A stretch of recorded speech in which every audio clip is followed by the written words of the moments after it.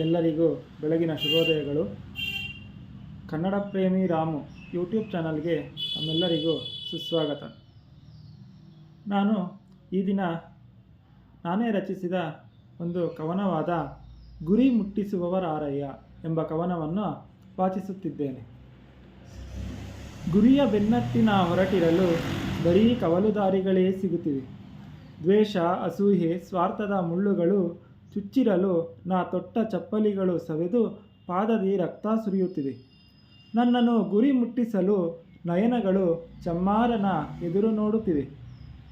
ನನ್ನ ಮನದಿ ಮೇಲು ಕೀಳು, ಬಡವ ಬಲ್ಲಿದ ಎಂಬ ವಿಷಬೀಜ ಬಿತ್ತಿರಲು ನಾನು ನನ್ನದೆಂಬ ಸಂಕುಚಿತ ಮನೋಭಾವದಿ ಮಾನವೀಯತೆ ಮರೆಯಾಗಿ ನಾ ನೋಯಿಸಿದ ಜೀವಗಳು ನೂರಾರು.